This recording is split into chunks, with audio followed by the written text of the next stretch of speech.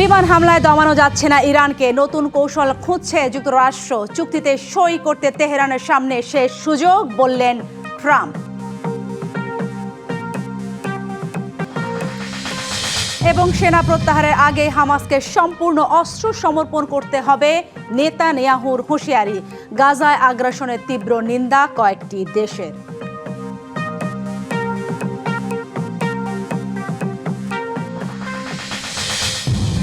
দেখছিলেন সংবাদ শিরোনাম, এবারে জানাবো খবরের বিস্তারিত। ইরানের সাথে আলোচনা চলছে জানিয়ে যুক্তরাষ্ট্রের প্রেসিডেন্ট ডোনাল্ড ট্রাম্প বলেছেন, সমঝোতার পৌঁছানোর জন্য এটি তেহরানের জন্য শেষ সুযোগ। চুক্তি না হলে ইরানকে শিরোচ্ছেদের মতো কঠিন পরিণতি ভোগ করতে হবে বলে হুঁশিয়ারি দেওয়া হয়। তবে ওয়াশিংটনের সাথে কোনো আলোচনা চলছে না জানিয়ে তেহরান বলছে, যুক্তরাষ্ট্রের হুমকি ধমকিতে নিজের নীতি থেকে এক চুলও টলবে না ইরান। সমঝোতা নাকি সামরিক অভিযান, ঠিক কোন পথে মধ্যপ্রাচ্যের পরিস্থিতি?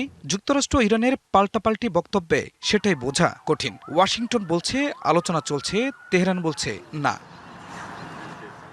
এই যখন বাস্তবতা, তখন নতুন করে কঠোর হুঁশিয়ারি দিয়েছেন মার্কিন প্রেসিডেন্ট ডোনাল্ড ট্রাম্প। তিনি বলেছেন, সমঝোতা না হলে ইরানকে নেতৃত্ব শূন্য করে দেওয়া হবে। শেষ সুযোগ দিতে চাই। সমঝোতা না হলে ইরানকে কঠিন পরিণতি স্বীকার করতে হবে, যার তুলনা হতে পারে শিরশ্ছেদের সঙ্গে। তবে আমি বড় ধরনের হামলা এড়াতে চাই, কিন্তু ইরান কোনোভাবেই পারমাণবিক অস্ত্র রাখতে পারবে না। ট্রাম্প জানান, সৌদি আরব, সংযুক্ত আরব আমিরাত, কাতার সহ কয়েকটি দেশের অনুরোধেই নতুন করে আলোচনা চলছে। তবে শেষবারের মতো চুক্তি না হলে নতুন কৌশলে ইরানে হামলা চালাবে ওয়াশিংটন। একই দিনে ইরানের পররাষ্ট্র মন্ত্রণালয়ের মুখপাত্র ইসমাইল বাঘাই ওয়াশিংটনের সাথে আলোচনার দাবি নাকচ করে দেন। বলেন, যুক্তরাষ্ট্রের অবস্থান অপরিবর্তিত থাকলে ইরানের অবস্থান হবে শক্ত। যুক্তরাষ্ট্রের অবরোধ ও সামরিক আগ্রাসন অব্যাহত থাকলে হরমুজ প্রণালীর পরিস্থিতিতে বড় কোনো পরিবর্তন আসবে না। ওমানের সঙ্গে আলোচনার মূল বিষয় নিরাপদ নৌ চলাচল নিশ্চিত করা। যুক্তরাষ্ট্রের সঙ্গে অন্যান্য বিষয় পরে বিবেচনা করা হবে। দুপক্ষের বিপরীত অবস্থানে কূটনৈতিক আলোচনায় অগ্রগতি হবে নাকি নতুন করে সামরিক সংঘাত শুরু হবে, সেই প্রশ্নই ঘুরপাক খাচ্ছে আন্তর্জাতিক অঙ্গনে। খান মোহাম্মদ মুকুল, ডিবিসি নিউজ ডেস্ক। ইরানকে ধরাশায়ী করতে শুধু বিমান হামলায় কাজ হচ্ছে না, মিলছে না কোনো সমাধান। তাই বাধ্য হয়ে নতুন কৌশল খুঁজছে যুক্তরাষ্ট্র। পেন্টাগন চাইছে সৃজনশীল ও অভিনব কোনো কৌশল। এজন্য খোদ মার্কিন সেনাদের কাছে আইডিয়া চেয়েছে সেন্ট্রাল কমান্ড। সেন্টকমের জ্যেষ্ঠ কর্মকর্তার একটি ইমেইল, আর এ নিয়েই রীতিমতো আলোচনার ঝড় খোদ পেন্টাগন থেকে আন্তর্জাতিক মহলে। কি আছে এই মেইলে? মার্কিন সংবাদ মাধ্যম সিএনএন বলছে, নতুন উপায় জানতে চাওয়া হয়েছে সামরিক বিশ্লেষকদের কাছে, লক্ষ্য ইরানকে চাপে ফেলা। সামরিক বিশ্লেষকরা বলছেন, ইমেইলের মাধ্যমে এভাবে প্রস্তাব চাওয়া যুক্তরাষ্ট্রের জন্য অস্বাভাবিক। এটি প্রমাণ করে প্রেসিডেন্ট ডোনাল্ড ট্রাম্পের হাতে আর কোনো বিকল্প না থাকায় এমন কৌশল পেন্টাগনের। এ নিয়ে বিবৃতি দিয়েছেন সেন্টকমের মুখপাত্র ক্যাপ্টেন টিমোথি হকিন্স। তিনি বলেন, ইউএস সেন্ট্রাল কমান্ড সবসময় উদ্ভাবনী চিন্তা করে, কাজের মান বাড়াতে তারা সবার মতামত নিয়ে থাকে। কয়েক সপ্তাহ ধরে হরমুজ প্রণালীতে চলছে মার্কিন বিমান হামলা। উদ্দেশ্য তেহরানকে আলোচনার টেবিলে বসানো। তবে শুধু বোমা মেরে ইরানকে দমানো যাবে না। মার্কিন গোয়েন্দা সংস্থাগুলোও বলছে একই কথা। বিমান হামলার একটি সীমাবদ্ধতা আছে। শুধু আকাশপথে হামলাই সব লক্ষ্য অর্জন সম্ভব নয়। ইরানের পারমাণবিক স্থাপনায় হামলার কথা ভাবছে যুক্তরাষ্ট্র। সেগুলো ধ্বংস করতে প্রয়োজন স্থল অভিযান, কিন্তু সে ঝুঁকি নিতে চাইছে না ট্রাম্প। তাছাড়া বিমান প্রতিরক্ষা ব্যবস্থায় ঘাটতি আছে যুক্তরাষ্ট্রের, তাই প্রচলিত সামরিক কৌশলের বাইরে নতুন পথ খুঁজছে তারা। শেষ পর্যন্ত ইরানের সাথে চুক্তি না হলে কোন নতুন পথে হাঁটবে যুক্তরাষ্ট্র, সেটাই এখন দেখার বিষয়। জয় রায়, ডিবিসি নিউজ ডেস্ক। জোরপূর্বক শ্রমের মাধ্যমে পণ্য উৎপাদন অভিযোগে 60 বাণিজ্যিক অংশীদারের উপর 10 থেকে 12.5% শুল্ক আরোপে যুক্তরাষ্ট্রের প্রেসিডেন্ট ডোনাল্ড ট্রাম্পের বৈধতাকে চ্যালেঞ্জ করে মামলা করেছে দেশটির 25টি অঙ্গরাজ্য। সোমবার যুক্তরাষ্ট্রের আন্তর্জাতিক বাণিজ্য বিষয়ক আদালতে মামলা দায়ের করা হয়।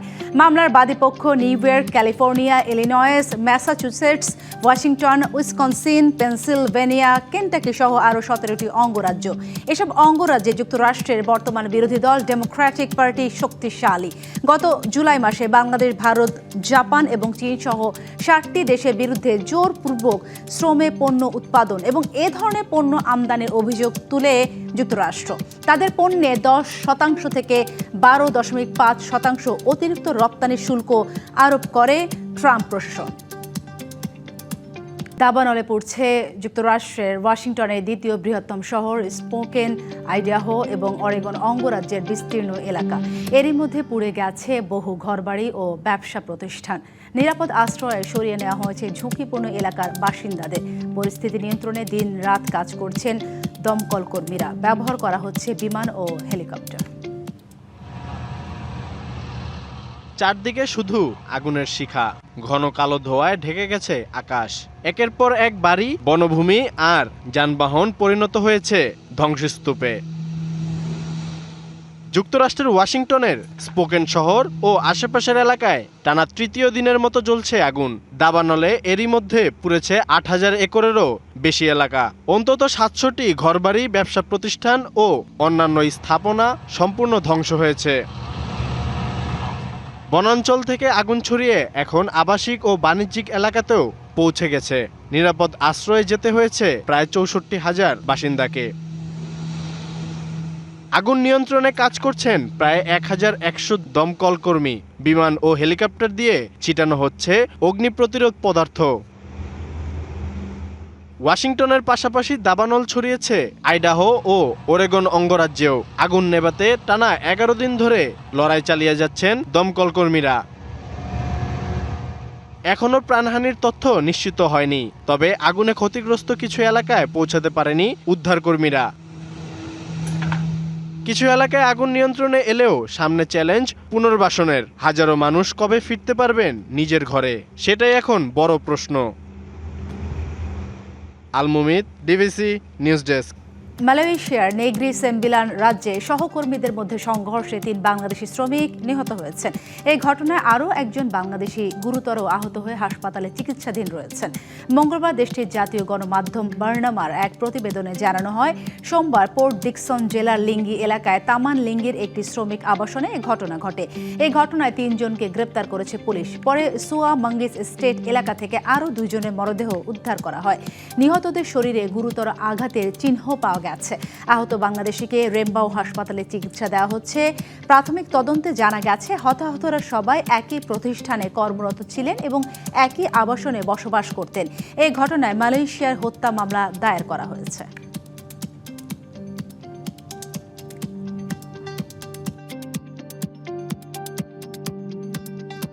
জেনজি আন্দোলনের পর ভোটের মাঠে বড় হার দেখল বিজেপি। ভারতের 3টি রাজ্যে অনুষ্ঠিত বিধানসভা উপনির্বাচনে ফল প্রকাশে 2টি আসনে বড় ধাক্কা খেয়েছে ক্ষমতাসীন দল।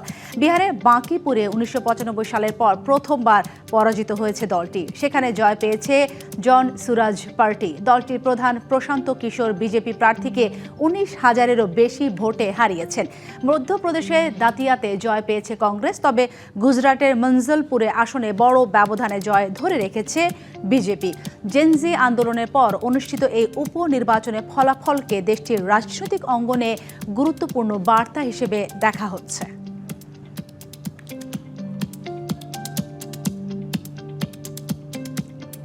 গাজা থেকে ইসরায়েলি সেনা প্রত্যাহারের আগে হামাসকে পুরোপুরি অস্ত্র সমর্পণ করতে হবে। বোর্ড অব পিসের প্রধান দূতের সাথে বৈঠকের পর এ কথা জানান ইসরায়েলের প্রধানমন্ত্রী বেনিয়ামিন নেতানিয়াহু। এদিকে গাজা সিটিতে নতুন করে চালানো ইসরায়েলি হামলায় প্রাণ হারিয়েছেন 2 ফিলিস্তিনি। অন্যদিকে গাজায় চলমান আগ্রাসনের বিরুদ্ধে তীব্র নিন্দা জানিয়েছে জাতিসংঘ সহ কাতার, মিশর ও তুরস্ক।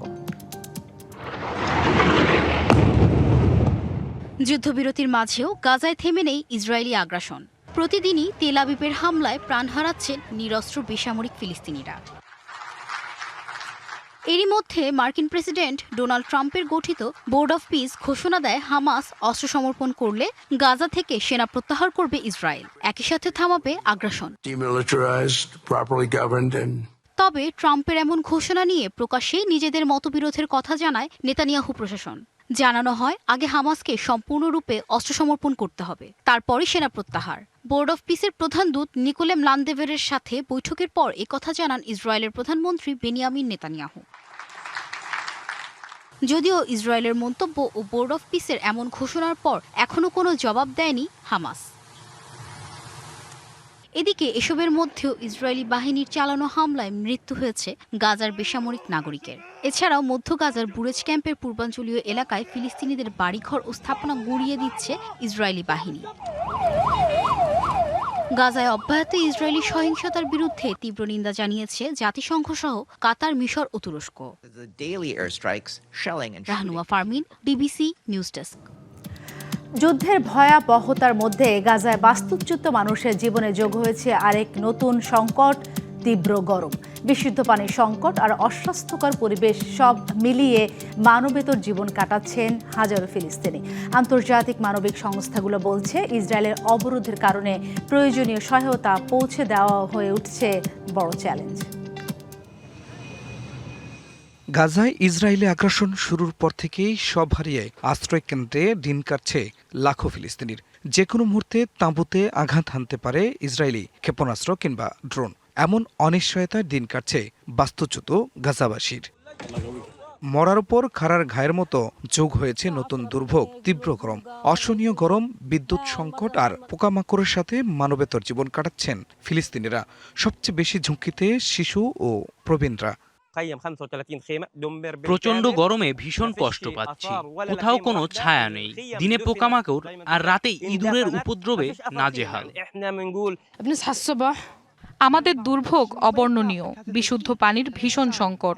পরিবারকে একটু স্বস্তি দিতে সারাদিন পানির অপেক্ষায় থাকি। মানবিক সহায়তা সংস্থাগুলো বলছে ইসরায়েলের অবরোধে নিরাপদ আশ্রয়, বিশুদ্ধ পানি, স্বাস্থ্যসেবা এবং স্যানিটেশন নিশ্চিত করা এখন সবচেয়ে বড় চ্যালেঞ্জ। চলমান সংঘাতে ত্রাণ ও জরুরি সহায়তা পৌঁছে দিতেও নানা বাধার মুখে পড়তে হচ্ছে। তাঁবুতে থাকা পরিবারগুলো এখন তীব্র গরমের সঙ্গে লড়াই করছে, পাশাপাশি ইঁদুর ও মশার উপদ্রবও রয়েছে। যুদ্ধের পাশাপাশি প্রকৃতির বৈরিতাও এখন গাজার বাস্তুচ্যুত মানুষের দুর্ভোগ আরও বাড়িয়ে তুলছে। মৌলিক চাহিদা পূরণ এবং মানবিক সহায়তা জোরদারের আহ্বান আন্তর্জাতিক সংস্থাগুলোর। খান মোহাম্মদ মুকুল, ডিবিসি নিউজ ডেস্ক। ডিবিসি ওয়ার্ল্ডে ছিল এখনকার মতো। ডিবিসি নিউজের সংবাদগুলো পড়তে ভিজিট করুন dbc.tv আর ভিজিট করুন ডিবিসি নিউজের ফেসবুক পেজ এবং ইউটিউব চ্যানেল। ডিবিসির সঙ্গেই থাকুন।